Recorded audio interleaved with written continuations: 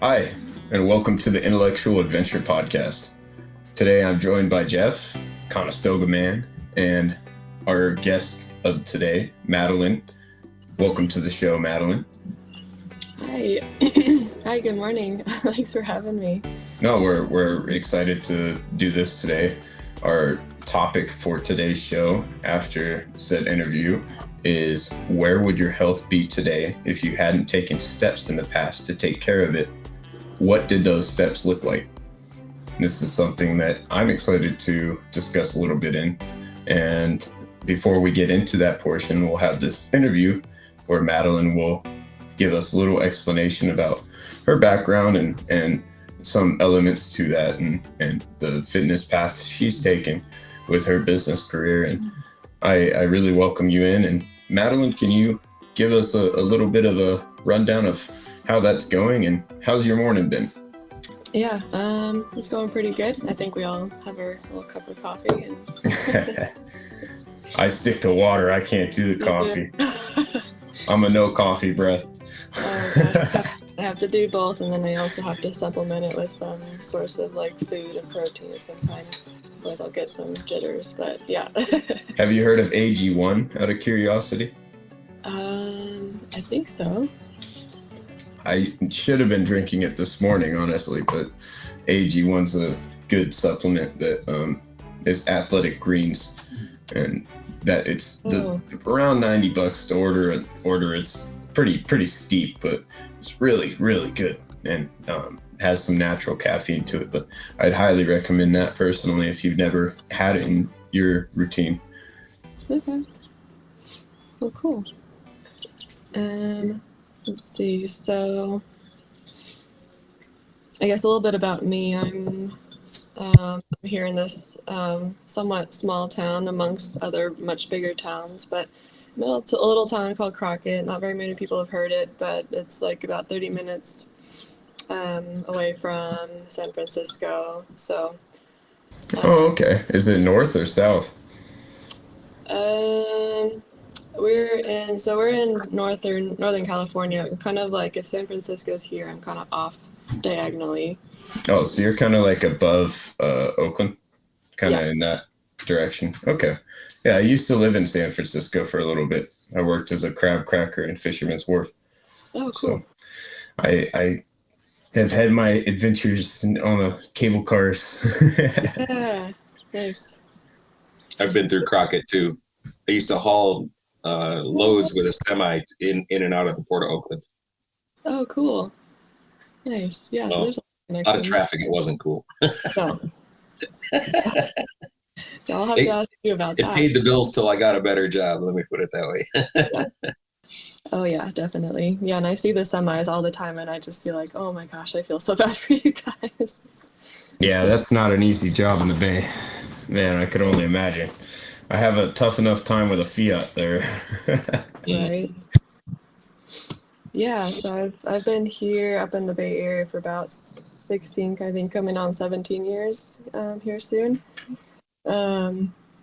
And originally from SoCal down in Huntington, and was born and lived down there until about 10 years old. We had a house fire. We moved up to just like 2 hours up. So we kind of just migrated up the coast, you'll see. Moved up to my grandparents' house for about 3 years. My mom got a teaching job up here, and we kind of just built our roots and have been here ever since. So, but yeah, then along that time of like when we had the house fire, we moved to my grandparents' house. The whole family obviously kind of felt down and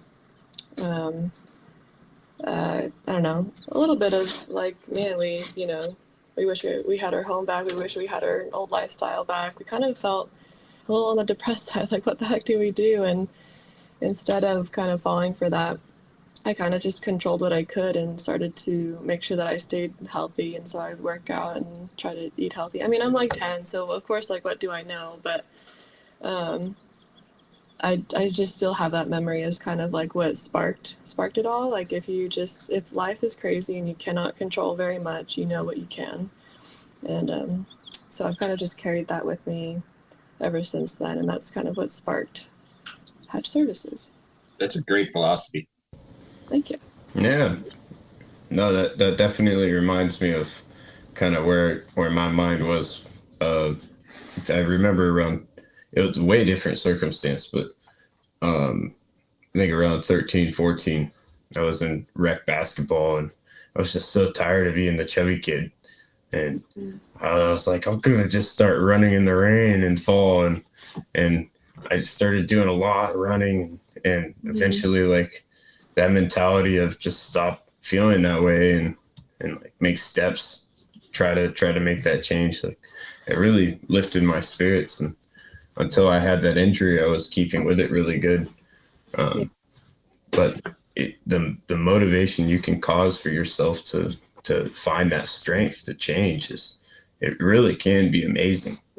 How effective change can allow flexibility for your life. Yeah, exactly. Yeah. So yeah, you kind of have had that little spark in there for a long time too, and you could control what you could, and that not only changed your mind, but probably also your body too, and so it gave you a little bit more confidence. And yeah, confidence is a big degree of fitness. What I found, because I talked to powerlifters, and they were some of the best people that helped me were big old buff guys, like did 500 pound, crazy stuff. But they always told me, did that hurt? They're like, remember that. They're like, remember the pain. And it's so stereotypical, but it helped. I'd be doing exercises, and it's like, I can only do 10 of these. I'm like, what? Like, that's crazy. I can't do any more. But when your body says no, your body says no. You got to know your limits, and pace and patience are just as important a part. Yeah. Yeah. But exactly. I don't mean to interrupt and sideline us on your introduction. I apologize. I just couldn't help but include that. Yeah, no, it's all good. Yeah.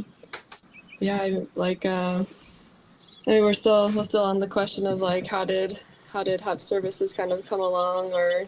Yeah, you were talking about P10, and that was kind of where you were after the house burned. And yeah, well, we just kind of have been here ever since then, and I guess still things happen.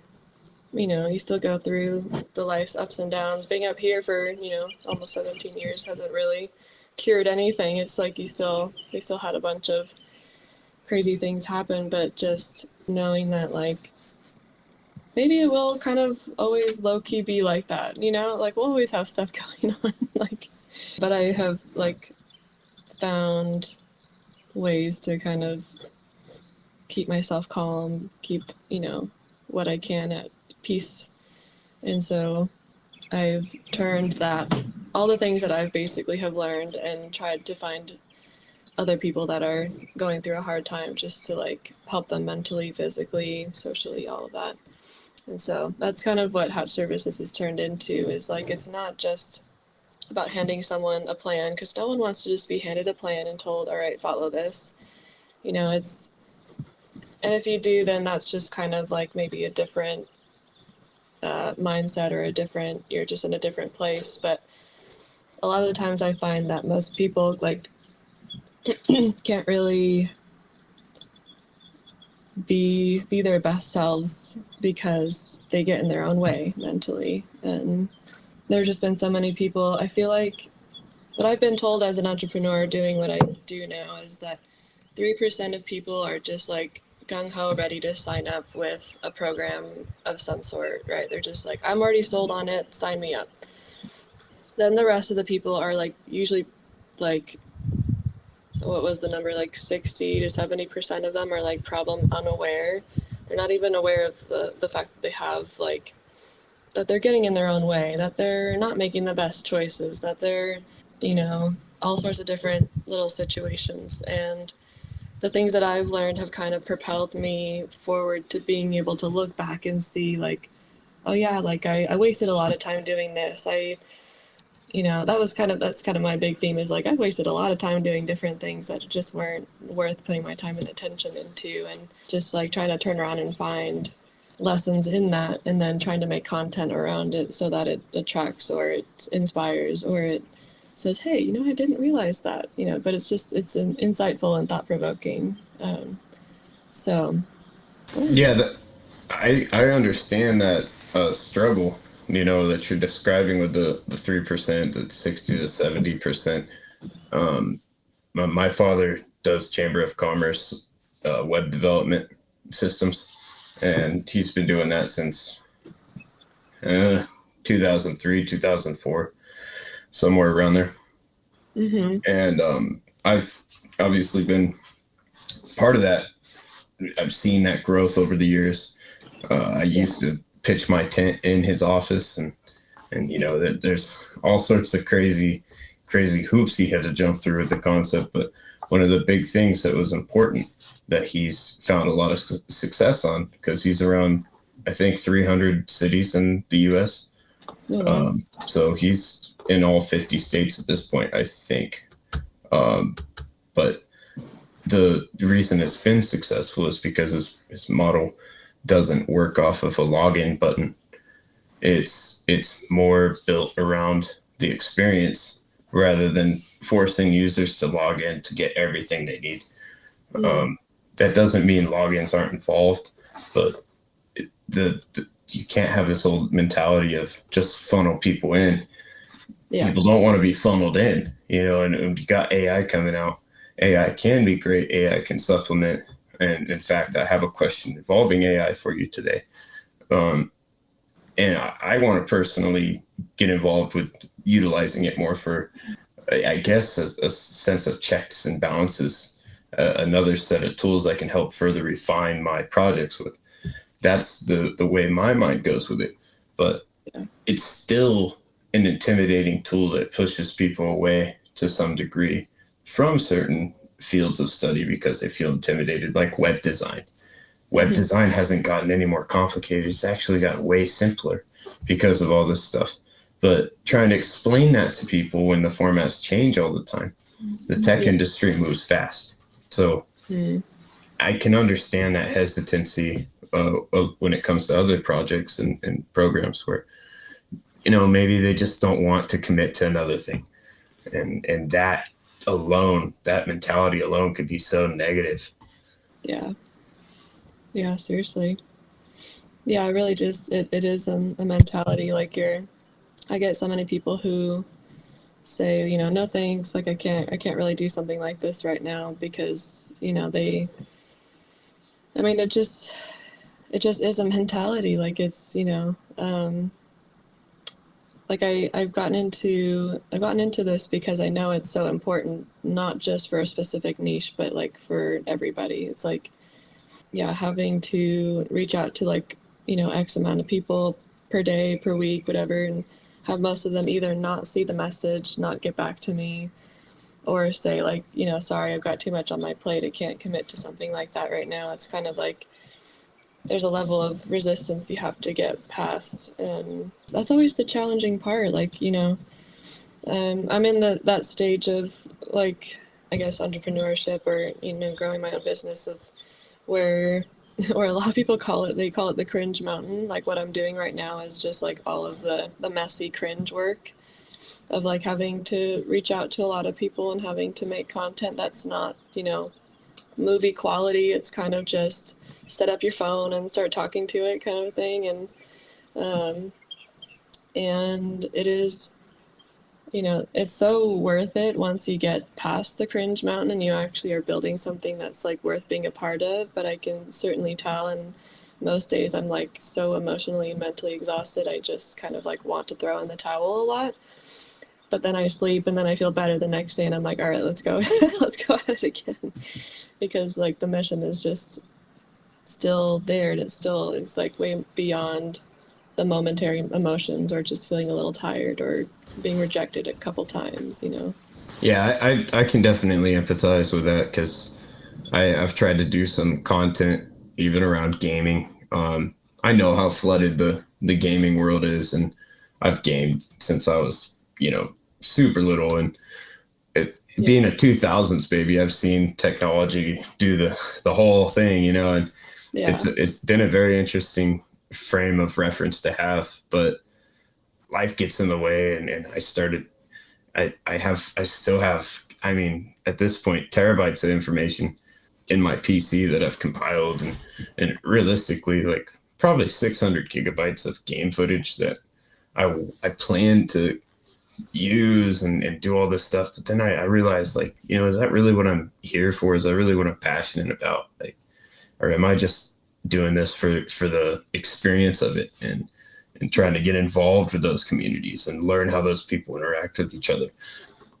And that's why I've put more of my effort into the podcasting this year. And it's like, you have to be willing to do the things that you feel are going to help you grow the best, rather than try to seek recognition in a field you may find interesting, or you have to have a sense of realism with what you're doing, because maybe you only get 10 views, even if you followed through and did that. And maybe it's going to feel like, a bit of a defeating thing. Enjoying the process has been the most important part to me. Enjoying what I'm learning and having the confidence to know, like, hey, I actually did something. No one can fault me on not doing something, because, hey, at least I'm putting myself out there to try to make that effort, push that idea forward. So I commend you for making those, even if they're quote unquote cheesy, and in some aspect, it can really, ideas build off of that. That can be a wonderful thing for someone that's looking for an organic place to go. Like, hey, I'm cheesy too. So if I see that, maybe they're not just doing this because they want to look pretty behind a camera. They're doing this because they want to push a mission, and drive a philosophy home. And I respect that kind of push. For sure. Reaching out to other people to help them find a way to get past their problems, similar to what you have done as well. Yeah, exactly. I find it's easy to talk yourself out of doing things sometimes. Oh, yeah. You sometimes just motivating yourself is the hardest thing you have to do. The actual thing you're supposed to do isn't the hard part. It's just getting yourself to do it, to begin to do it is harder. And that's a lot of what I learned, what I run into, especially with current clients that I have right now. I have a couple of male clients on my program, and that's, the thing for them, or for one of them at least, has verbally said, like, verbatim, like, I know what to do. I've been around the sun for a while. I know what to do. I just, just to find that fire and to, like, actually do it is a whole nother ballpark. So it's been interesting to kind of be on the end of, like, being the one to say that, and then kind of overcoming it, and then being the one to, like, help other people get through it too is also very interesting. And intensity has also been one thing I've noticed. Like, I can be intense because I tend to be a realist, a logical person, and I'm empathic. I love to hear people's stories, but it's tough because sometimes you view life with tough love, and you have a more callous perspective than others around you, and you'll say something and you end up driving people away. I've ended up doing that before in the past, and it's something I've tried to become more conscious about, and because there is a fine line of feeding too much information towards a person that they can handle, and then they become shut down. They become defensive in nature because they're trying to process things. We're all trying to process so much information these days with the internet. So Exactly. And then that goes to show that having a meditative point in your life or period of your day is really important. Having a good reset, getting good sleep. I'd say those are the two vital things I found that you really need to focus on trying to find time for. Mm-hmm. Exactly. Yeah, and that's why I'm like writing down notes as you're saying that too, because those are some good in points that you're making. And I've noticed greatly that like I definitely run into that too, where I've in the process of reaching out to different people, like they either just kind of don't, they'll see it and they'll leave me on red and they just don't want to say anything, or well, a couple of them, when they have said something, they've just said like, I'm sorry, I just have a lot on my plate, I have just, really doing a lot right now, and it's like, oh, that's so interesting to like really get some like insight into what's going on with this person's world, and kind of develop some empathy for what they're going through, and say like, well, how can I help you? Like, I'm not here to just add more to your list. Like this is the whole point of people working with other people. It's like the whole point of being a service-based company or industry. You're just trying to find people to serve, and um, so just being that safe space for them to be able to come to you and like be that, or feel that space of like, oh, I can come here and process. I don't have to like go hide and go do this alone. And that's just what I struggled with for so long. I've had a journal since I was probably like 9 or 10, and that's always been my safe space. I've like hardly ever gone to people, and because I feel like whenever I did or I would, it would bite me in the ass in some way or another. And so I kind of just learned that like, okay, I'm only allowed to do this on my own. If I, could afford a therapist at different times, I probably would have taken it, but I couldn't. And so journaling was just kind of the way that I could go about it. I couldn't talk to friends. I couldn't talk to my parents. They were going through all their own stuff. It's like, then who the heck do you get to go to? And so that's also kind of what I've tied into what I do, is that like it's, whatever we're all going through, there has to be a safe space to go to. And so there's, people will probably always choose themselves first. I'm, pretty aware of like people will always like just want to go process things alone, because most of the time we can solve that kind of problem. But, if you're trying to do that alone and you just kind of spin yourself in your own circles and you're not being challenged and you're not, asking for growth, and you're not trying to get out of your own way, then that's just how you'll be. You'll just kind of always be running your own circles around. No, I wholly agree. Out of curiosity, have you ever heard of Stoicism? Mm-hmm. Stoicism is a huge guide that I've used in my personal journey in the last like 6-7 years to really help when I'm feeling deeply low. I try to keep it more in the forefront of my mind, active these days, because it's such a powerful message and way to live, especially the part with temperance. All these other things are great, but you still have to have room for temperance, and patience is right next to temperance for me. The other two are great, courage and wisdom, but it's all about taking those steps back before you take those steps forward that really count, because you're aligning yourself and you're trying to ground yourself into a good start to be able to drive further, because you don't want to start something that you're going to get only partway through. That's never a good feeling. And we all do it. We all procrastinate paperwork. We all, procrastinate eating that meal on time or whatever it can be. There's all sorts of what Jeff? This guy's the procrastinator in chief right here. Yeah, it gets the best of us, and I would definitely recommend anyone struggling with that kind of problem to check out Stoicism if they haven't, because that's been a life changer for my mentality, especially when I got the ACL injury. It helped me find the beauty in life when you can't always do everything. You can at least find what's in your control and appreciate that. Yeah, exactly. Yeah. I remember learning about Stoicism, and I think it was personally somewhere along my journey, but also a little bit in college too. Yeah, just kind of applying some of the rules of stoicism has been very, very helpful for me too. No, I'm happy to hear that. It's surprising how many people don't know about it, and that's why I always try to mention it, because it was the thing that helped me make sense of the chaos, so to speak. Yeah, exactly. To kind of kind of just take it all in and just say,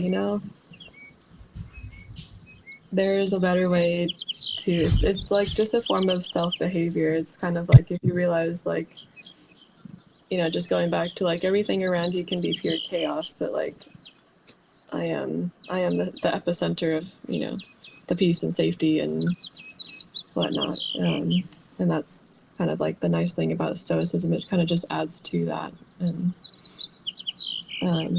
just as a woman too, I feel I kind of was weary of it at first because it seemed like it was because it's kind of mythological, but it's the only people that were stoic were the men in the pictures, and it's kind of oh, but there's ways for women to be stoic too, and so Oh yeah. I can't believe how much history that women brought into the industry.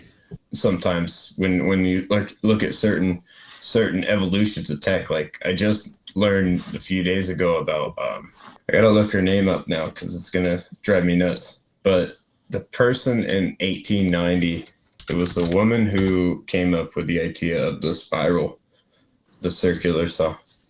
So saws and sawmills back then used to be a long blade that they would have a circle that would operate the blade back and forth, kind of like a crankshaft on a car. Yeah, a car engine. Essentially, it was reciprocating. Hand saws, everything that you generally see that's flat. But and it would draw back and forth. Yeah. Yeah, Tabitha Babbitt. So here, I'll pull this up. Okay. Because it's very, very interesting. This is who essentially came up with the idea from the spinning gins. So interesting. Just she thought that if we're doing this with yarn and stuff, why can't we just put blades on it and do it with wood? What a genius idea. But you look at all the men in the industry back in the 1800s, there's some serious industry going on. How did no one think about that until she came along and spelled it out? And then the saloon owners and brothel owners that later bought land and did a bunch of different things for society. And I know there's way more to it than that, but even just the founding of American history, you can't deny the power that women had in making things happen. Yeah. And so there's their level of stoicism for them too. It's just, it's really cool. Oh, they had to fight a lot harder in that time, to make a voice for themselves. So it's even more commendable when you look at the historical founding of what they had to overcome, what their obstacles were, and they made it their way. Rosa Parks, right? She was on the back of the bus. Rosa Parks, on the back of the bus. Anyway. Yeah, great example there. You just had enough. You got to make the stand. It's not going to change until someone says that it should. Yeah, exactly. Yeah, so that's been kind of just nice to know that there are some pretty stoic historical. So we've got both men and women now that are just what, this is how we actually want to live nowadays, and so they make it happen. So that's kind of just a bit of what I've applied to my own philosophies of like how I coach other people, and yeah. Oh yeah, go ahead, Jeff. I just had a quick question. Your coaching, is that for mostly health reasons, or is it also in business and stuff like that?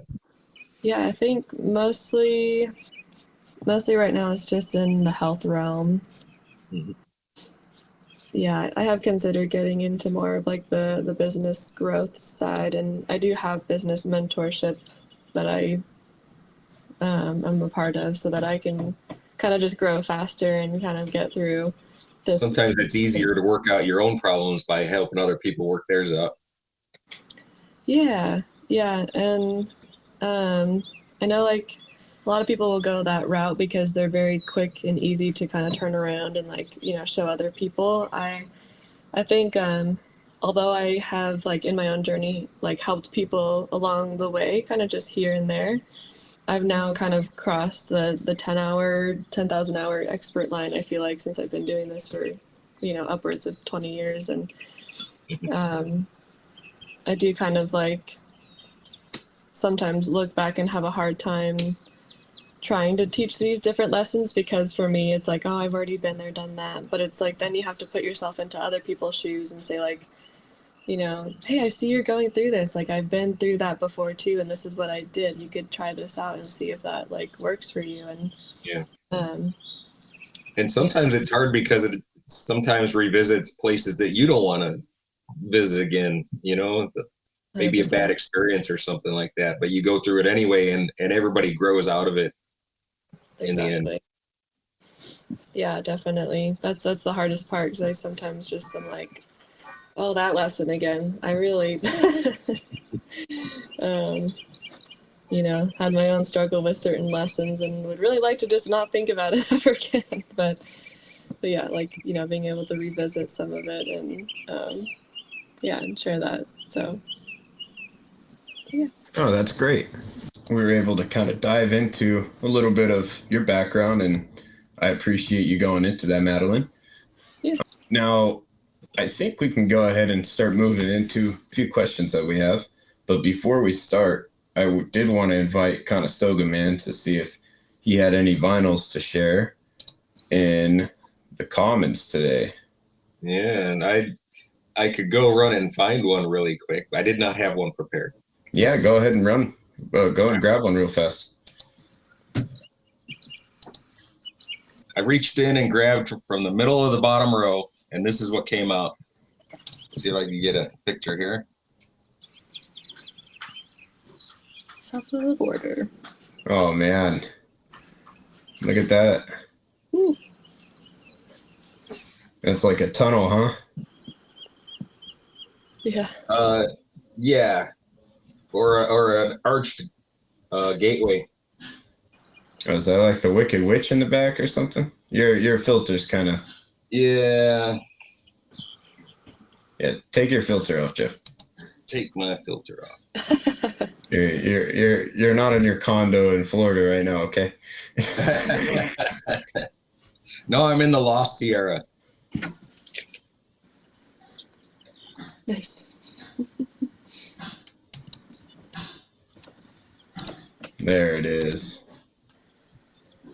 All right, pull it back a little.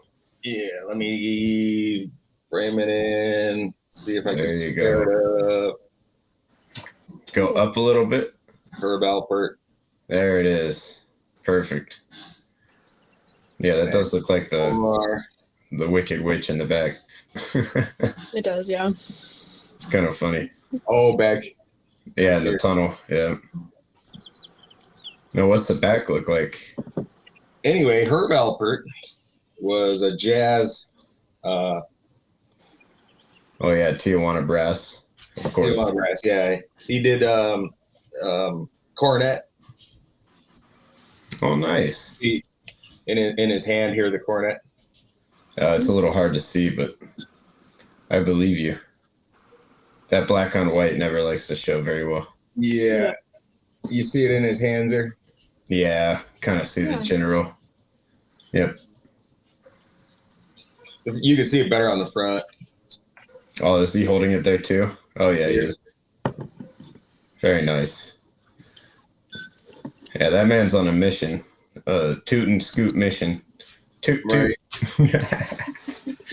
And he had several different albums. I think I have another one too, but I don't remember the name of it. In the back here, let me see if I get that shine off of there. There's another instrument. So these are probably his band members.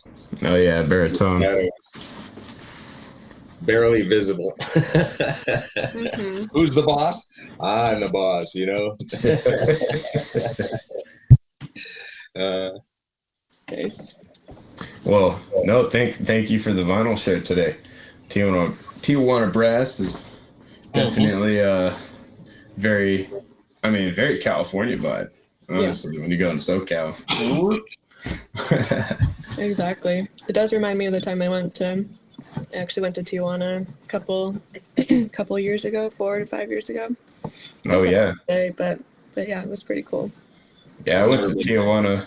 I went in 2007, I think. I was literally like 7. My dad gave me the choice. He's like, okay, we could go to Legoland for a second day, Knott's Berry Farm. I still have never been there. Or Tijuana. And I was like, Tijuana? I don't know. I'm like, let's go to Mexico.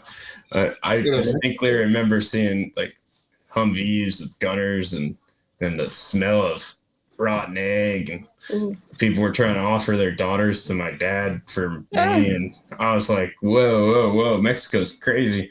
Yeah. And then I remember being in the borderline for 5 hours. I had to use the Tijuana border restroom. I was like, oh man, I got the full experience of Mexico, and I've never been out of the country since.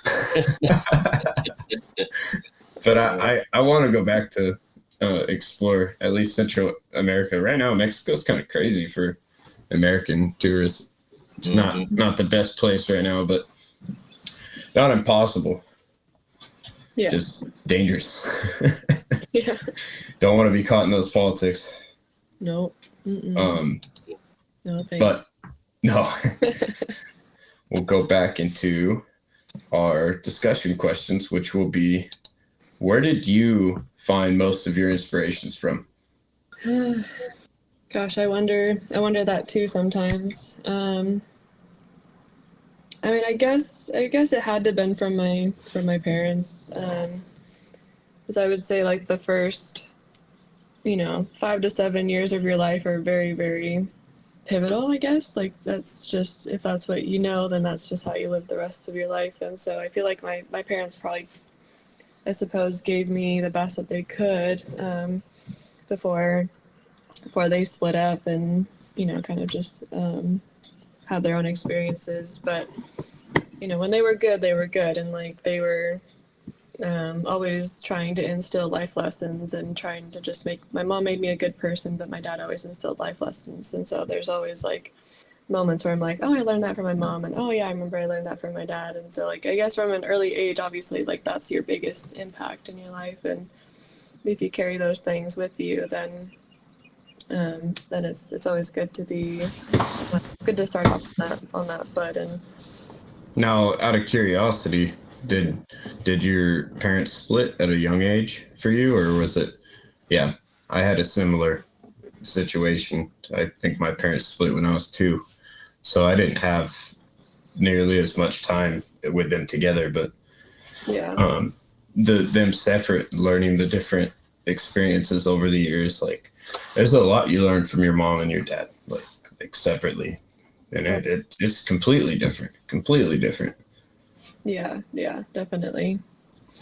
Yeah, I think for us, or for my parents, it was kind of like they didn't really want to separate. They kind of wanted to stay together, which sounds weird, but like my dad had kind of developed a really bad addiction problem, and so it was just kind of like a little bit safer to not have that around the kids. And which, I mean, that's just a whole other discussion in terms of like how that affects both parents and how that like is really hard on dads. And but yeah, having to just kind of navigate that too as the oldest. So I'm the oldest of 4 kids, and so having to navigate that as the oldest you know, you kind of just, you can't control a lot. You come back to you can't control a lot, but there's certain things you can control, and there's certain things that you can just like steer clear of. So I always like steer cleared of I mean, first like drugs and alcohol, because I just knew like, shoot, like if I start on that path, then I'm no better than, you know, what my dad's going through. And then what gives me a better life? I'd always ask myself, well, you know, exercise and nutrition does, and like just surrounding yourself around good people, and I like, and then religion, you know, helps a lot of people just to stick to, you know, wholesome, uplifting quality. And so I was a part of the church for a long time, and then kind of went my own way eventually. But just the fact that there was positive people, positive vibes, positive activities, it was kind of just what got me through, yeah, just like chaotic times of that. So yeah. Hey, out of curiosity, what denomination were you part of? I was in the LDS, so Latter-day Saints. Yeah, no, very, very nice people. Very, very nice. I've had my experience with them. I grew up Baptist, but I always felt like denominations were kind of stupid.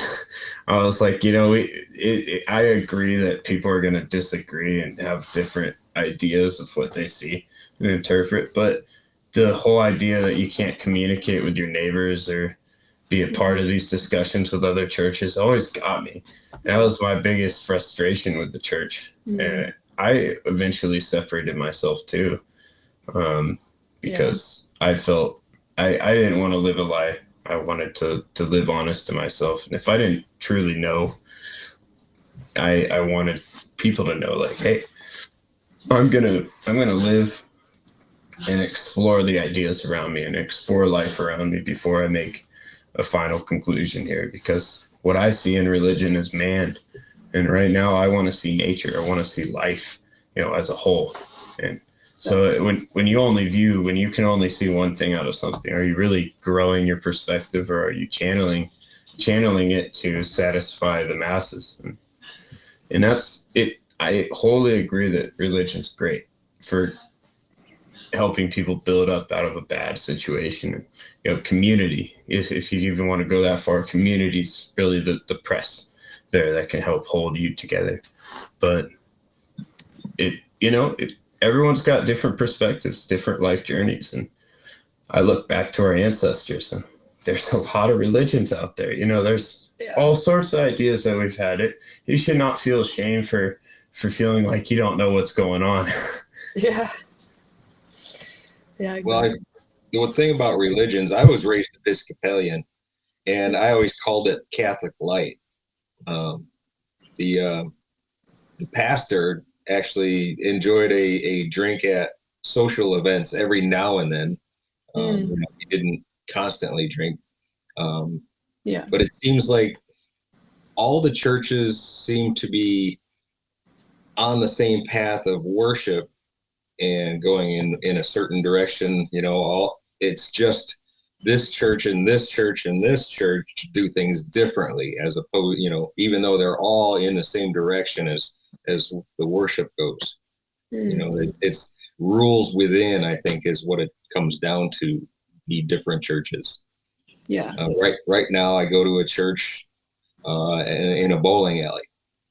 Huh. They call it the Alley Church, and they've grown considerably, and they do a Sunday worship. Now I've always had the problem with, why do churches worship on Sunday instead of Saturday, when Sunday is the first day of the week, you know? So that's always, you know, have we been taught the right things is what I always go back to. You know, I question what the narrative is. Yeah. And I think that's pretty healthy, you know, because even though everybody believes the same thing, they have different ways of going about it. Which way is the right way? Well, they can all be the right way, but which way is the best way? So, yeah, exactly. And then if you're questioning the narrative, I know when I do, it's kind of like, is there something that could be completely different that feels a little bit more authentic to me? Like I know whenever I stopped going to that church, I explored a little bit into other ones, and like Taoism and what was the other, Buddhism, obviously. Like they kind of, I feel like, go pretty close hand in hand. But I Very dabbled in that. spiritual as opposed to an entity of worship. Exactly. A more within, yeah. Yep. Yeah. I kind of wanted to see how that would feel, and it did resonate with me because of just how much I would internalize everything else. I would kind of like have to believe in myself, and I'd have to like, can't control anything else, but I can control these things, and about this and about myself, and so yeah, it just seems like all along my whole path there was just things I picked up here and there, and it's like I always felt this way, but now there's a word for it, Stoicism. I always felt this way, but now there's another word for it, it's Taoism and Buddhism. Like you kind of like are born and you grow into something, but realize that like it doesn't really, that's just what was good at the time, but it's not good for me right now, and so I'm going to try these different things. And yeah, it's been kind of an interesting journey to kind of rewrite the story and rewrite like how you want to like actually live and change the narrative around things. No, I would wholly agree. I'm curious if you've ever looked into Alan Watts. Sounds familiar. I forget exactly. He was big in the 60s for doing, I guess, spiritual awakening discussion, or awakening the West to Eastern philosophies. That's a better way of putting it. He would talk about Taoism and Buddhism and Hinduism especially, and how Kali played to the lives of the people over there. And I mean, just wonderful, spectacular teachings when you're really going through stuff. And the best thing about Alan Watts is he would provide humor with his lectures. So, a lot of times he's relaying a really serious point, death or something. And he's like, well, you don't want that, right? Like, who wants to live in the idea of death? Like, you don't want to live your life knowing you're going to die. If you're thinking about that all the time, you're not going to get anywhere, because you gotta find a state of growth, and you gotta find a place for you to have creative thought without the stress of the outside world impeding on that.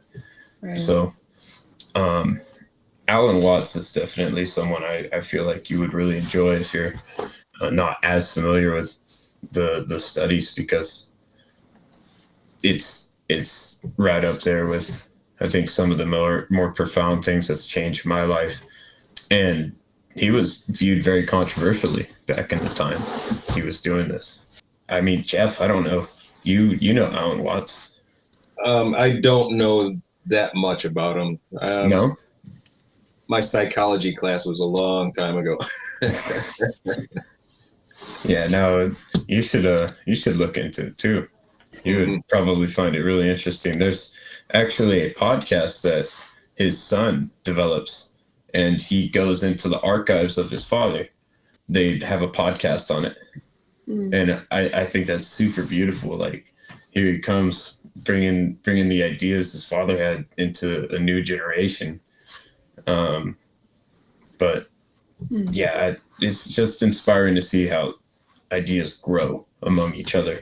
Because, I mean, Alan Watts is not the inventor of Hinduism or Buddhism or Taoism. Like, he's just the messenger, and that's the beauty of all this, is the societies before us. There has been bad, there has been good, culminating, and trying to find the path of least destruction. I feel is where we should all be trying to put our minds towards. Yeah. You mentioned that you were into psychology too, Jeff? My dad was a hypnotist. I went to every weird seminar in the 70s you can imagine. Oh gosh. Yeah, just Readings, crazy. you know, aura readings were big, past life regressions, anything having to do with hypnosis, sociology, psychology. I took both in high school, which was back in the 70s. So I followed my mechanical skills instead of my the enhancement of mental awareness and that kind of thing. Later, I started taking karate, and then that got me into the Taoism and the other Zen and Buddhism and Hinduism and all that, and the differences between them. Yeah. So it's very complicated. I mean, I read Bruce Lee's book. He had an interesting philosophy as well. The Tao of Jeet Kune Do, and it's his way of analyzing the world and the people in it to make him a more effective fighter. And he mixes not only the physical but with the mental as well, mental conditioning as well. Wow. So I would recommend the Tao of Jeet Kune Do, Jeet spelled with Jeet. Oh, I'll go ahead and put some of this in the description for this podcast too. Yeah. So we'll have links to. After Bruce Lee's death, his wife put all his notes into that book to bring it to the public.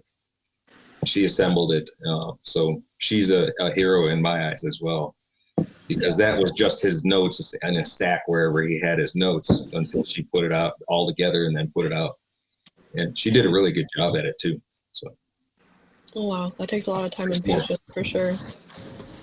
And she had to know about the martial arts, being his wife and all that, so she probably was as deep into it as he was. So, there's a bit of stoicism for you there as well.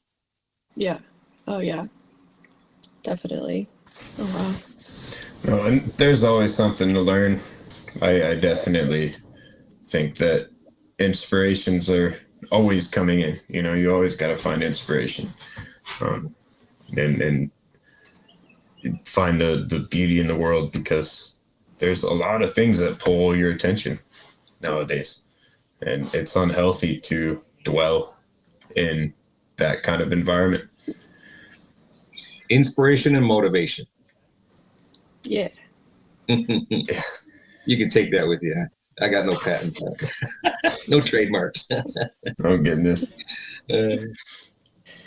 No, but in all seriousness, the thing I find most true when it comes to inspirations is perspective is everything. I don't know if you would agree, Madeline, but that's something I find true in life is, whatever perspective you're going to try to find is probably what you will find. Yeah.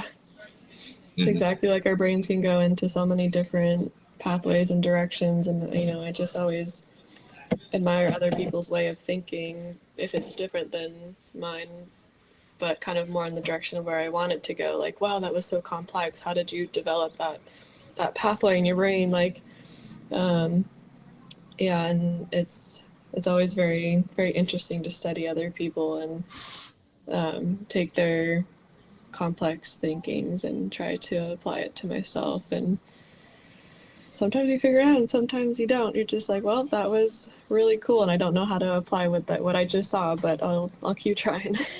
Yeah, and not everything you apply might work for you either. You don't know if it'll work or not until you apply it. Exactly.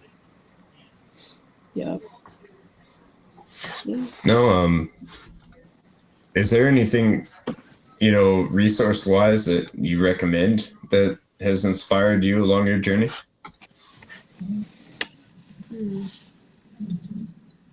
That's a pretty good question. I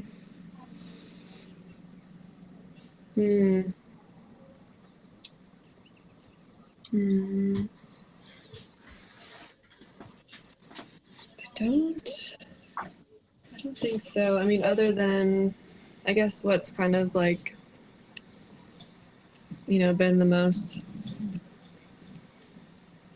helpful resources. It has just been, I mean, I remember being in like the community college here, and just taking a lot of time to read the self-development books. And so obviously you'll find the very popular typical books, in any library, um, and so depending on what you obviously want to work on, you dive into one of those books. And so I remember just, taking a book here, taking a book there. And so while I'm getting my own work done for classes, and I'm like also reading up on different forms of self-development, and kind of definitely got to a point where I'm just like, okay, I'm all good with all the self-development books for now. I'm gonna take a little bit of a break.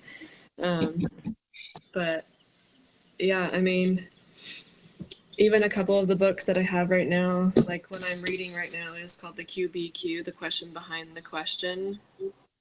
Okay. Here, let's see. And then I'll flip it. Boom. Oh, yeah. Oh, that covers a lot right there. Yeah. I mean, procrastinating, I feel, is one of the biggest things that haunts my life still. It's I can give you tough tips on one. how to procrastinate if you'd like. Yeah. I've got a long trail of unfinished projects. Cameron can attest to that one. I know I have had to have so many boundaries with it too. That's kind of, is I've always been one to start projects and then kind of just never come back to it, and like, oh, but I'm ready to start a new one and start, get to the next one. And The new one's more important than the old one, so you have to, right? Exactly. You've evolved. You've you've had a new thought process and you want to go along with it. And yeah, I'm certainly still procrastinating in some ways. Like, since I'm so focused and not growing my business, it's like I don't know, like the toll bridge mail that you get because you have to pay the $8 because you crossed the bridge like 3 weeks ago is now finally like, in your lap, and you're like, oh, like I have to take time to go to the website to like, plug in all the information, pay the whatever bucks it is. And I procrastinate on that so much. Like, I think at first I was kind of like, I could, yeah, just, pull up the website, get that done really quick, and then never have to think about it again. But if I have to visit it again, then it drags. If I have to visit it another time, it just drags for even longer. So It's like picking a scab on a sore, mm-hmm. and it never heals. Yeah. Exactly, because you get into the mentality of like, you want to just do it once, never have to look at it again. I set up the account, it should just go straight to my account. Like, why am I getting this mail? Like, and so there's still like little things here and there that I'm like very much of a procrastinator. But it's like, I've kind of learned for myself that if it's super, super important and it's pivotal and it's like it'll kind of like make or break something, then it's not something I'll procrastinate on. But if it's like something that's really not that important, it really doesn't like make or break something, like I just kind of like, whatever, let it go a couple days. Yeah, that could be a tough one to try to stop yourself on, because it's such an easy route to quickly navigate towards in life, whatever that is. I've done that with paperwork, medical paperwork, trying to get insurance together, I'll put it in tomorrow's list, and then, tomorrow's Friday and there's a big line, like, oh no. It's kind of like taxes, you always wait until the very end. It helps to set your, especially like self-employment taxes. I mean, when it was W-2 taxes, it was just like, oh, I got, my W-2 in the mail, and go straight to H&R Block, get that all in there, boom, I'm done. I get One that done page, yeah. February. But now it's self-employment taxes, and I'm just like, I don't want to do these. Every little deduction, yeah. Yeah, I can imagine. Yeah. Well, No, I think taxes is a good place to stop inspirational talk.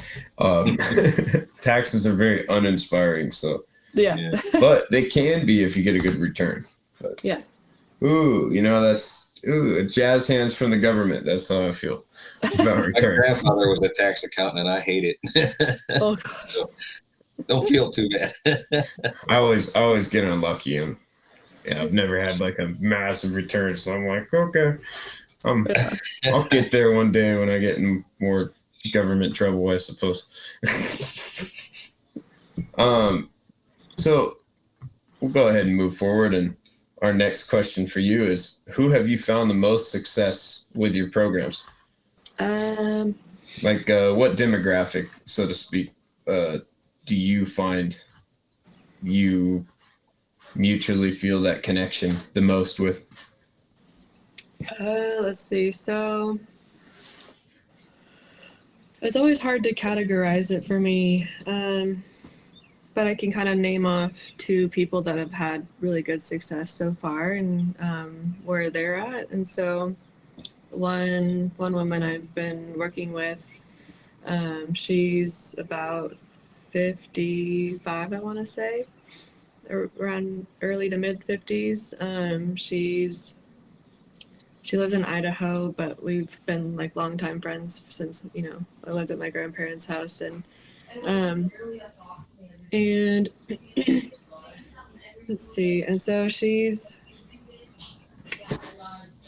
how do I describe her demographically? She's Oh, age is kind of the demographic I was referring to in that question mostly, because obviously I don't want to intrude too much on people and that question, but the most, or the thing I was trying to connect with on that was how they reached out to be involved with your company or your program that you're providing. Gotcha. So that one with her, it was, we just been kind of life or long time family friends, and we just like not talked for a long time, and kind of went our own ways. But then I reached out to her. I just reached out to like a bunch of my family and friends, and she happened to be one of them. And she just was very on board. She was like that 3% that was just kind of like, I know I need help. I know I've been needing it. I'm very depressed. I have, gut issues right now, and all these different things that are going on. Can you help me with this? And I was just like, yeah, totally. Let's do it. And it's, she joined in just by like my low ticket monthly fitness and nutrition challenge. And she's stuck with it ever since. It's been like 6 months. But like 3 months ago, she joined in, like I did like a very quick like 90-day transformation offer, and she took it up, and just in the 90 days transformation, she dropped like 20 pounds. She is like feeling and looking like so much healthier and more vibrant and just a lot better than where she was before. We even like went live on YouTube a week ago or so, just talking about transformation, and I asked her several questions of like how that was for her, the whole experience, and like the mental side of it, and where she was, like where she feels like she is now. And so that was pretty fun. And then my male client, he actually lives pretty close to me, which was kind of funny, but he was from Instagram. I've been posting a lot more on Instagram, a lot more. It's just really easy to post there. And he happened to come across my content and wanted some nutrition help, and I got him into my transformation program, and he's about two or so months in already, and he's already sent me like his 1 month progress pictures, and he like looks so much different already. Yeah, he looks a lot leaner, and he looks a little bit more like he's developing the muscle in different areas. And so yeah, just from like that accountability aspect of like, he didn't know a lot about nutrition, and so I just kind of gave him some guidelines to follow, some different things to focus on, and he implemented that, and that's worked really well for him. And so both of them, you know, of these, I guess I would call success stories, even though the second one's only like 2 months in, have just kind of been ultimately coachable. They've just are curious about what I do and how I've gone about what I do, and my own journey. And they've just also been in a place where they're kind of like, I hate to say it, but they're kind of suffering in their own ways. They're kind of like, this is a point where you either decide to get out of your own way and like do something about it.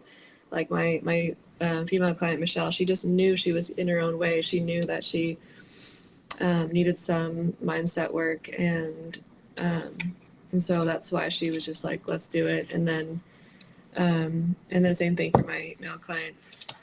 I wouldn't say he was necessarily suffering as much emotionally, because you know, he didn't have that wanted more structure in his life, and so that was very helpful for him to just have that, and then have someone to check in with every week, because it's like you start kind of like, oh, it's important 1 minute, and then it's not important, and then it's important again, you know, maybe some weeks later. But it's like, if it's important every week, that you keep up that momentum of like, I have to follow the structure,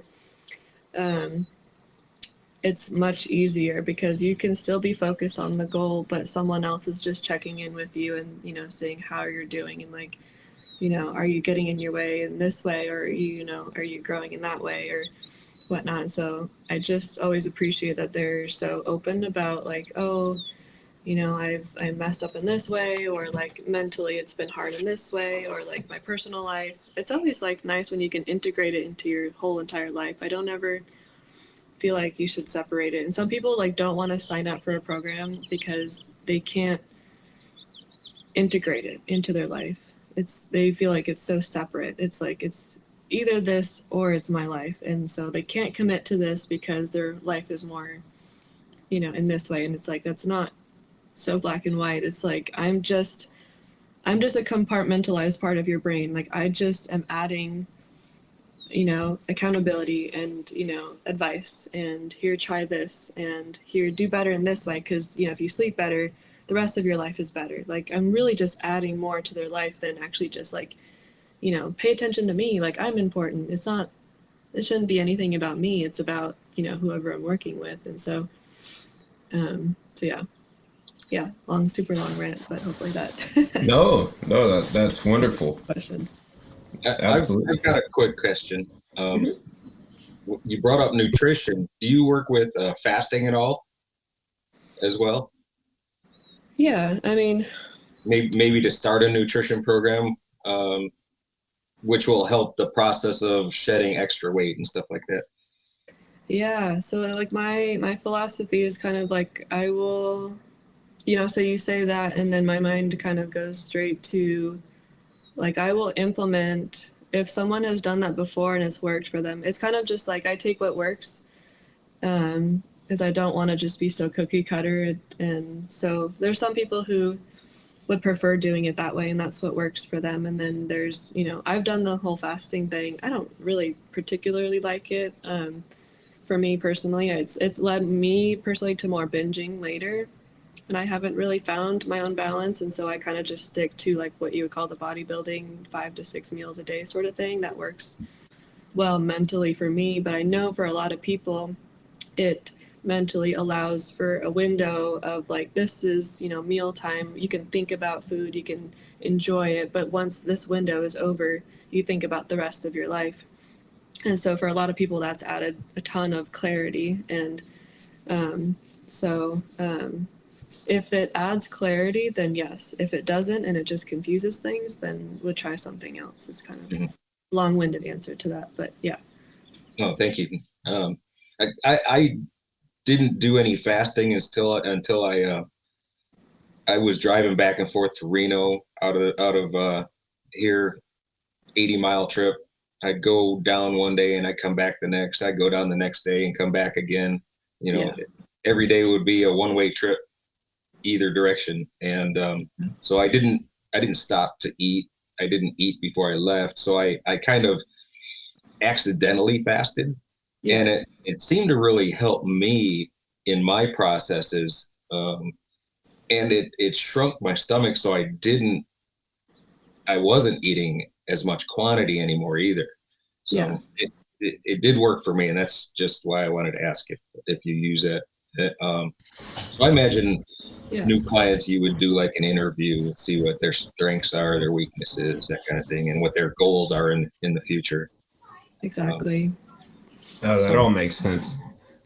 Yeah. You know, not everybody's going to be out weightlifting and stuff like that. You know, some people would rather ride a bicycle or something. You know, they don't need or want the big muscles. They just want to be more fit than they are. You know, that kind of thing. Exactly. So I could see tailoring a program to each individual would be the way to go. Yeah. Yeah. Yeah, I could see that. Like you said, no cookie cutters. Yeah, exactly. And the cookies are healthy cookies, right?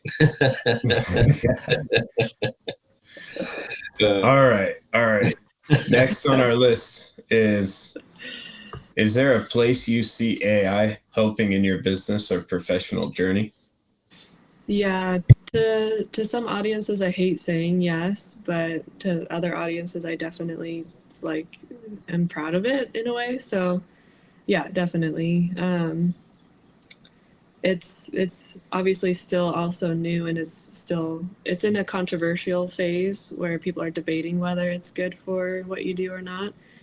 And some people see a place in it and it works well for what they do, and I just happen to be one of them. So even though I'll still do like the coaching on my own, I still use my own brain cells for most of the work. It's for like the actual it's just AI will never replace me in the sense that like it can't really give empathy. It can't see people, the way that a person can. So the fact that like people work with me for my empathy, my compassion, my eyeballs, basically my level of objection, is that, that can't be replaced. But the things that can really help is like, it just turns the amount of work that would have taken you this long to do, a whole day, if anything, down to here.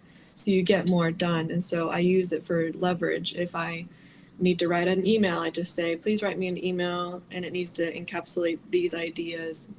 Write it out. Okay, it looks good. Maybe change just this and this. Okay, let's send that out. It just helps me save my brain cells and my emotions, and like just the fact that I'm like wearing 10 million different hats right now and so early in my business, it's helping me so much just to do all of the back end stuff in half the amount of time, so that I can just save my energy and my brain cells for actually working with people and still having that emotional availability, rather than being like, oh, I just spent all day doing tasks and now I have to sit down and have a check-in with clients, and I'm exhausted. I'm spent. It's kind of like, oh, I got all those things done, and I even got to go and take care of myself a little bit so that I can be here and be present with my clients, because they need that more, and they don't realize that I'm doing all this stuff on the back end. So yeah, that's kind of pretty broken down into exactly how it's fitting into my day to day. Yeah, no, and I understand that response of feeling kind of like it sucks having to force this on people that don't necessarily agree with it, but yeah, I'm on the same path as you. As I want to definitely utilize it for some tasks that I'm doing, especially editorial things that tend to be mundane, to put on other people to do. And when you don't have money to pay other people, and you're trying to do things behind the scenes, and you want to make quality work out of it, yeah, it's really, really effective to utilize these tools that are becoming available to us. So I think that was a great response, and I appreciate you putting your input in. Thanks. Yeah. Now, this drives us into our last question before we dive into the topic. What helps you, or actually your business, what helps you drive your personal goals? I say it's kind of my future vision that I had for a split second there. I was kind of, when you like have sort of a dream, and when you wake up and think about it again, you're like, oh, I don't know if that was a dream. I think that was like an actual vision of how like I want to like live one day. And I thought, and I sat with it, and I was like, yeah, I think that's actually quite true. So I had a dream, like I was in my future paced hero, as you will, like you're here, but you'll find yourself at this point at some point. And if I just keep thinking about it and trying to work towards it, reverse engineering myself to that goal there. So I guess kind of what it looked like was just ultimately feeling very much at peace, but environmentally in a setting. So I see myself getting married. I see myself having my own family and like living in a place. So I just know that in that time there's a lot that has to get done, I feel like. And so I'm reverse engineering where I see myself at that point now.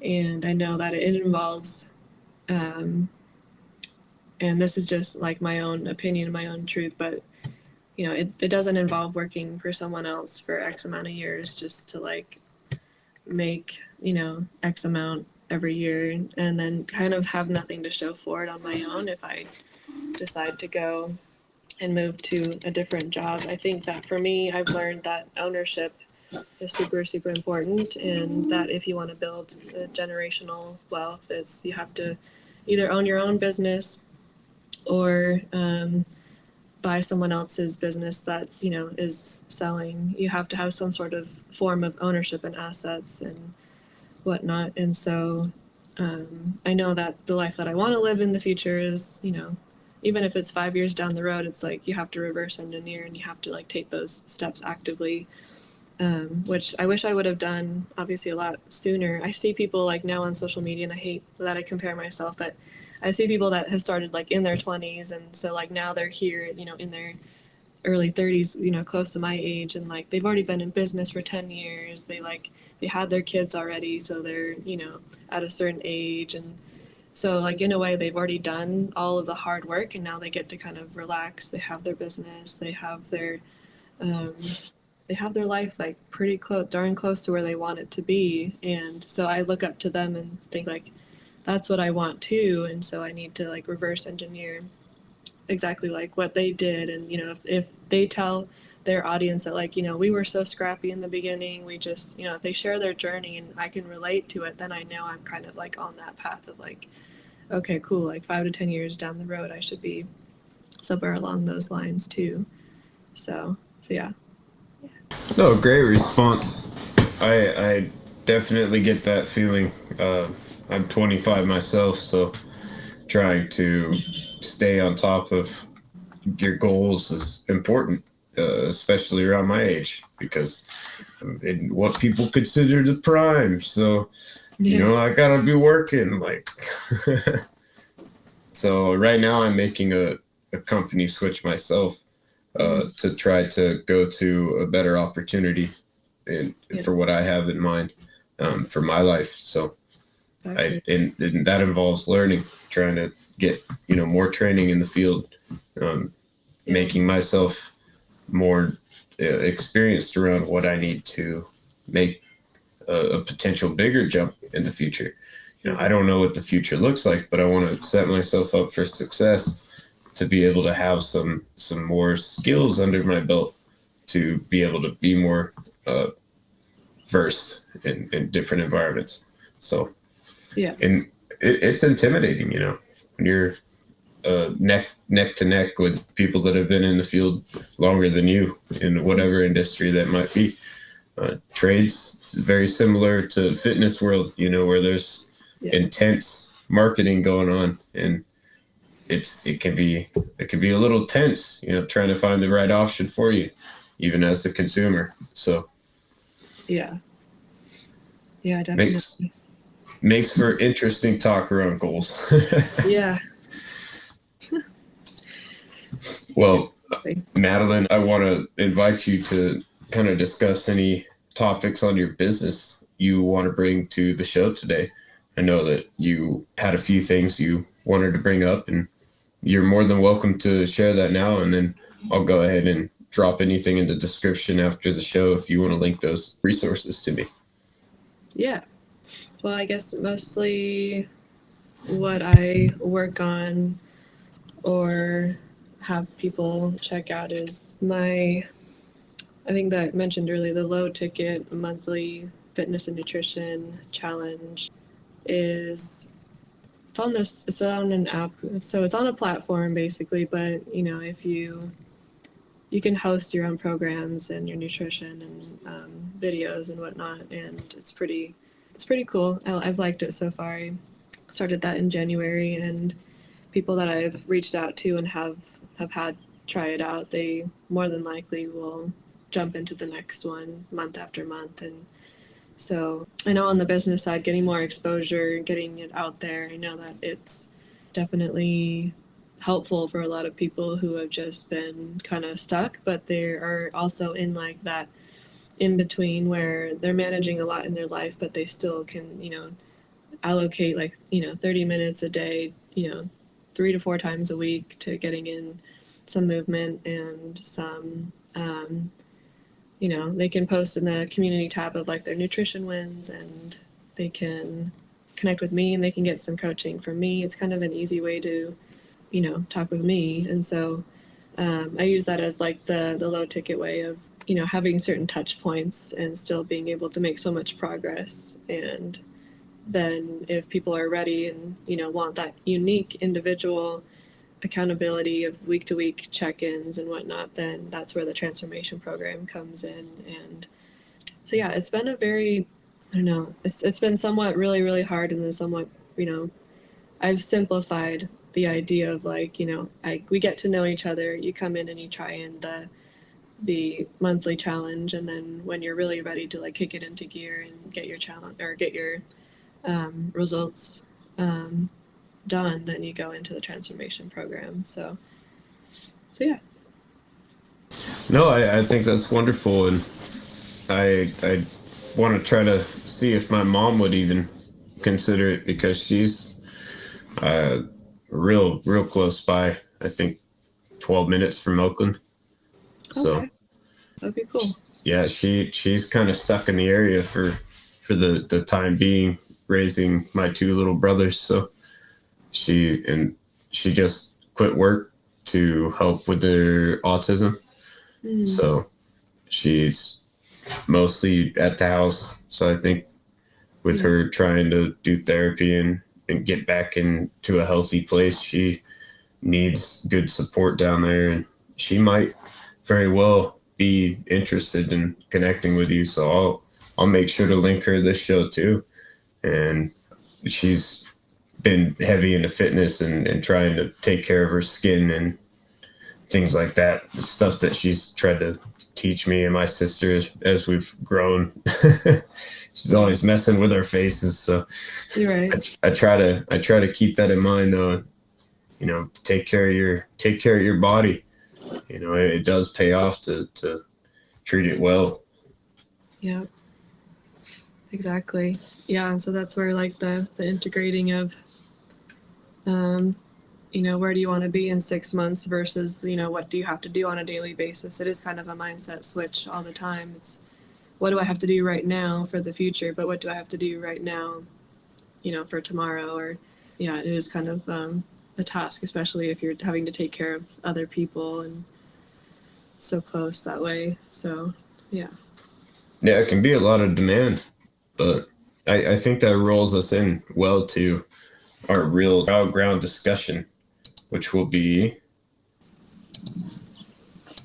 so the topic of today is, where would your health be today if you haven't taken the steps in the past to take care of it?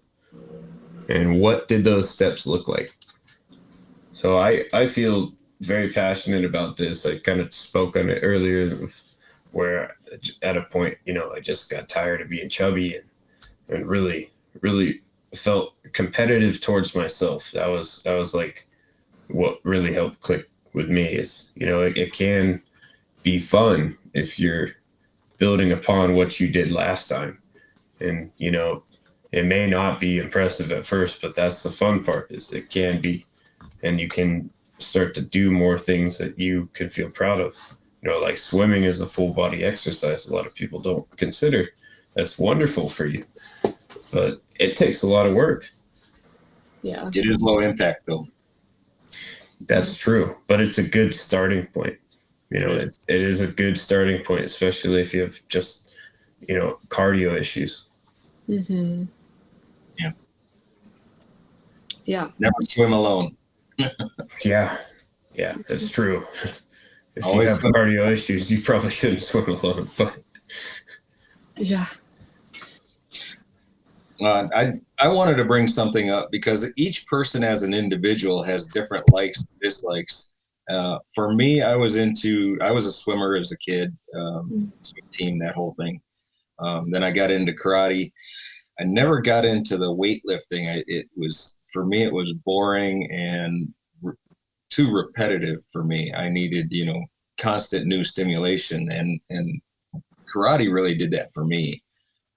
So I can see where the aerobic exercises, yoga and stuff like that, karate, or the different other martial arts that are out there can help some people that don't have the weight training stick to it. Some people love it and some people can't stand. I can't stand weight training. No, I understand like how that can be demanding, the weight training. I did mostly weight training. I did some Taekwondo growing up. And Taekwondo definitely helped instill like a path of achievement. I would say that's where it helped me feel like fitness was achievable, something that you could remember, you could do proper forms, you could feel, strength starting to form, but definitely it all level. Yeah. Yeah, but if you weren't doing anything outside of the school, you weren't getting anything out of it. You could still be eating potato chips, drinking soda, or whatever kids do at that age to gain energy and run around, and little do you know that you're just hindering your path of exercise, and diminishing those returns that you could be getting if you fully commit to a more healthier routine. And that's something like I definitely wasn't like, I would still eat healthy, but I could have eaten a lot healthier if I realized just how damaging the junk foods could be for your health. Mm-hmm. I definitely felt that, in my teens. And I've made steps, especially with diabetes on both sides of my family, where we try to be conscious of our health. And it's a scary thing to fall out of routine with your health. So making efforts, like invest, that would be my biggest thing that I've taken steps towards. And I'm proud to say it is I've tried to invest in my health, at least get protein powders, and at least try to supplement with some fruits and vegetables here, and good farm grown things. And when you can get those things, be really thankful for them, because there's a lot of work that goes into farming and getting those nutritional needs that we all take and need to supply our bodies. So that's something I'm very thankful of, is my past with farming and taking the steps with learning a little bit each time. And I've still just grazed the top of all there is to know about that stuff. Farming is very complicated science, but it's almost magical when you see what comes out of the earth and what can be provided if you take the time and again that patience to make efforts to improve your life one step at a time. Yeah, exactly. Yeah, a lot of setbacks in farming. Like you plant your tomatoes, and then that night the deer eat them to the ground. Yeah, and that's the cycle of life. And that's not exactly the cycle of life you want to bring to your environment if you can help it. It's controlling your life the best of your ability, because I'm sure you didn't stop planting tomatoes. You still got to plant more. Like, well, I planted in more than one location, so. But no, Jeff, what's something that you would say? What's some steps you took to really take health into your life? Well, as a truck driver, I would stop at little food trucks or wherever you could park a semi, and eat whatever I could. I slowly realized that it wasn't good for me. I had the big belly like a trucker does, and I moved from trucking to running heavy equipment, which is fairly sedentary as well. You sit in the seat all day and bounce around instead of do miles and bounce around. So a lot of the things that I started doing was eliminating as much processed foods out of my diet. Fast food, remove that from my diet. And I enjoy cooking. So I could go deep onto a menu and make it more healthy than, say, what you would get the same meal at a restaurant or something like that. I make my own bread, so I can put the best ingredients in it. I could use non-GMO flour and stuff like that. I try to cut the GMOs out of just about everything, and buy organic fruits and vegetables, that kind of thing. The meat without the RBST in it, the milk without the RBST in it, the growth hormones, that kind of stuff. So, yeah. And I make my own. I have 8 different sea salts from around the world, and I make my own blend of those 8 sea salts for the mineral contents. Wow. We've touched on that. Yeah, I gave some to Cameron there. Wow. So there's some the black sea salt is a Greek volcanic and also a Hawaiian volcanic. Yeah, but camera doesn't do it justice, but there's whites and reds and orange and black and like bright white and clear. I mean, all sorts of colors. It's Celtic sea salt from France. I got Icelandic sea salt flakes. Those are the pure white ones. Mendocino, off the Mendocino coast, they have a sea salt plant there, or company. Down on Baja, they have a Baja Gold sea salt. So yeah, I've picked them up and I blended them, and I take a little pinch or 2 a day, and I wash it down with water, but I let my water sit in the off gas. I don't just drink it right out of the tap. So chlorine and whatever. Wow. I'd like to get a filtration system, but the one that I like, apparently they don't ship to California. What? So. Wow. yeah. Like, how's that for rewriting the narrative? Like, you're definitely like, questioning like, where do you get these things from, and like, how do you source them yourself? And fortunately, I'm 80 miles from Reno, so I could pop out of state if I need something that like higher alcohol content. I make tinctures and stuff like that. Lavender all over the place. So I'll use a high alcohol, like 180 proof Everclear, that you can still consume, but I'll use it to make tinctures and stuff. Okay. Wow. Yeah, Jeff's put a lot of things in the fair in the area, and he'll submit seeds and do all sorts of things. I used to help him do some of the gardening there. And yeah, the lavenders would always get me when they were blooming. Always get my allergies. Well, I like the lavender for the bees too. I'm really into the pollinators and stuff like that. So But we are derailing, Jeff. Yeah.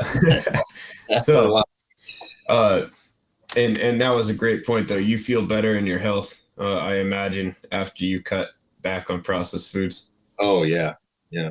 And then the fasting, that was kind of an accidental thing. I didn't go into it saying I'm going to do this fast and see what it does for me. It was more, it happened over time, a couple of months, and I just noticed the benefits. So it wasn't a purposeful thing; it was an accidental thing for me. Right. Yeah. How about for you, Madeline? What really helped? What steps really implemented made the big difference? I guess it could be sort of simplified too. It was just having the awareness and learning, just being so open and receptive to learning all the different frameworks that are out there and finding what works. And I think, what works for me right now, I got a little bit, I dabbled into some bodybuilding, and that whole framework really changed things for me. It just leveled up my mentality and as well as my physique, and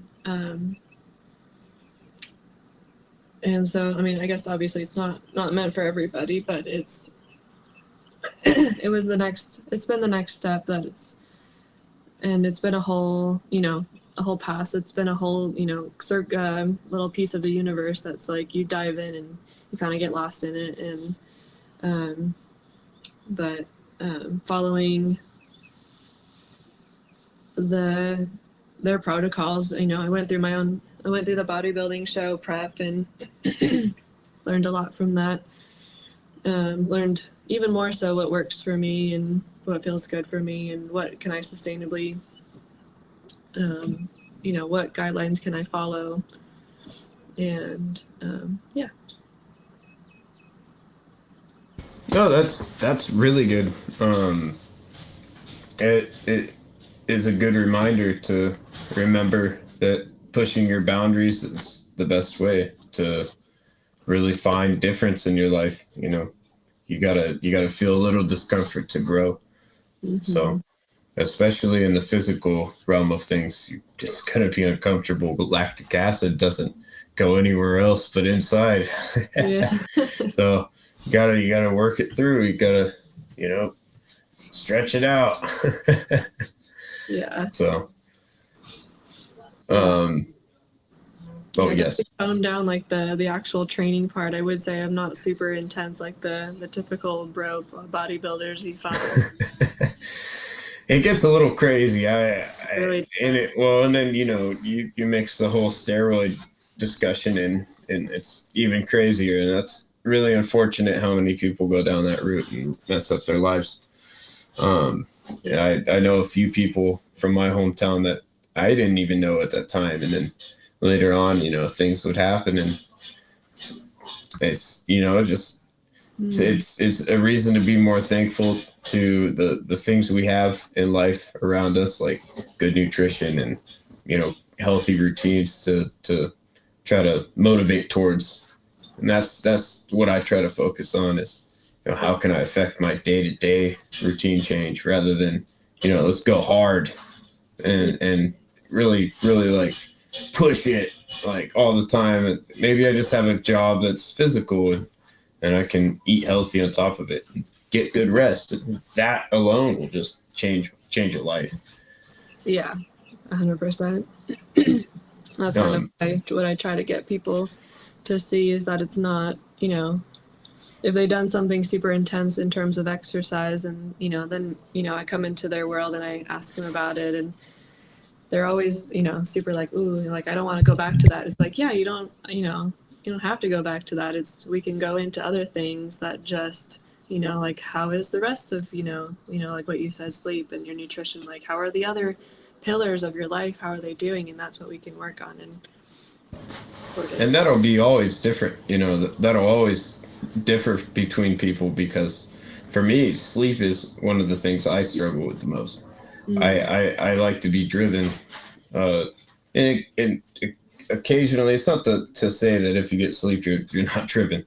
You should be getting sleep, but my stubborn side will channel me into staying up late, and I like to be up productive late, and then it'll mess up everything else. And then, you know, you have these 13-hour days of sleep, and it's bad. You know, you're not really catching up. You need to stay on top of it as you go. And that's the one I actively struggle with. Like, and that has to do with stress, you know, improper outlets. So I've been painting and doing things to try to ground myself, and taking time, and not being frustrated with the small things. Because I'll tell you, it's very easy to be frustrated with the small things.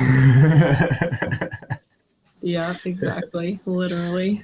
So I can't tell you how many times I broke these things. I made the joke we were about to evacuate for fire reasons, potentially. And this last week, and I was like, "Are you kidding me? I just glued all these things back together." I'm like, I know it's gonna happen. I'm gonna shove them in a box. I need to go, but like, Yeah. that was like months of progress. Yeah. But you know, you got to do what you got to do, and mind over matter with life. And if you know, your life matters more than objects. That's something to be said.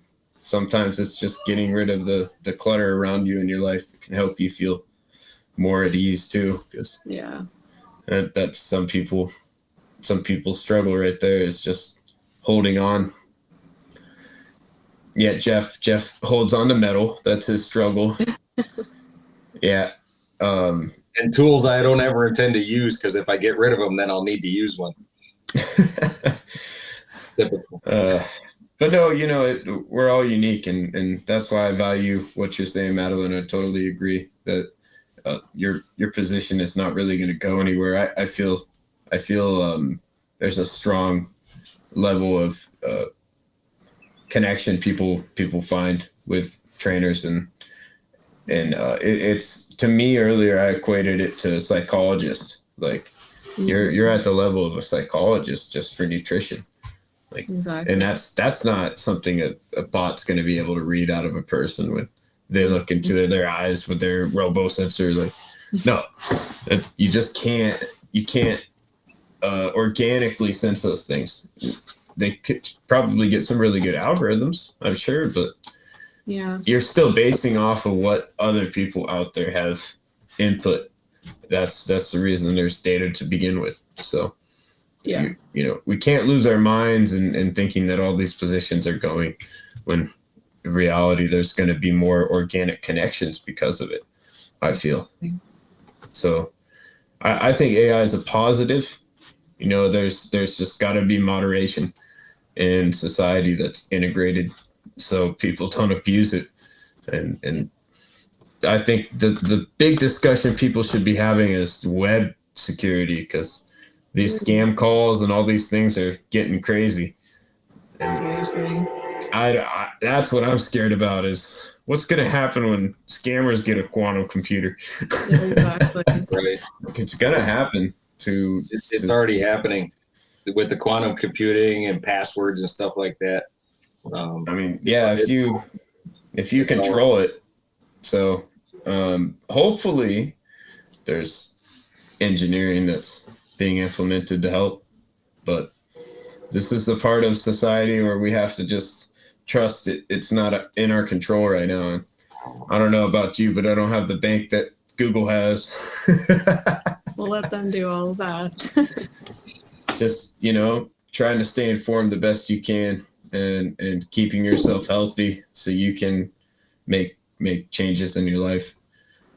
Yeah. It's definitely the reason I wanted to bring you on in today's discussion too, because I value that perspective that you have, and in the Bay Area too is very political these days. So you're not in an easy climate where everyone's always friendly. You know, there's still a good sense of community, but you have to be guarded. You have to be careful about what you say and how you present your ideas. Even if you're coming from a good place, there's unfortunately that side of people that feel like you're a scammer, or you're just trying to put more on them. So I value that you gave us a chance in having this discussion today, so we could all learn something from this, because I love this discussion. Yeah. I mean, I think that is definitely true. There's a lot of mistrust. I mean, just every week there's someone saying like, no, I'm okay. Like, I just don't trust. I basically just don't trust what this is all about, whatever I'm creating, whatever I've got going on. And so I don't like, that's a big thing, that's a big barrier that I have to come across. And so, but I don't know, like, it just like you felt good vibes about, me and my content. I kind of just felt the same, just felt like this was an easy yes. It was. There's no even, maybe I'm just a super trusting person. I kind of just felt like, yeah, where could this go wrong? Like, where, like, it was just an easy thing to trust. And so I think in times where trust is very low, it's mostly just because we've run into other people who have abused that trust. And so to kind of build that back up and to just be able to like have the discernment and skill to know who is trustworthy and who isn't is a big deal. Having a strong network in life is the thing that's helped me build the most. Yeah. Like, I wouldn't be anywhere without the good people in my life. And that's just a fact when it comes to the things I've learned. Exactly. Good, strong support network.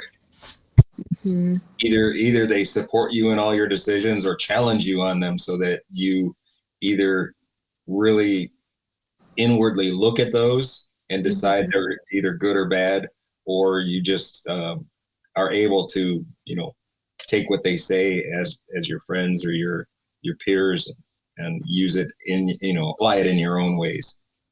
Exactly. Yeah, I definitely resonate with that.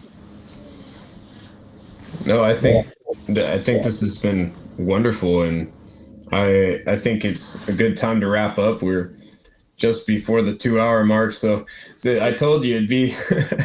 we got into it. I think we touched on some good points. I hope we didn't take too much of your day up, Madeline, and this has really been a pleasure to have you on. And I'm sorry we couldn't have a crazy Scotsman or a crazy Canadian in here for you, but you just missed them last week.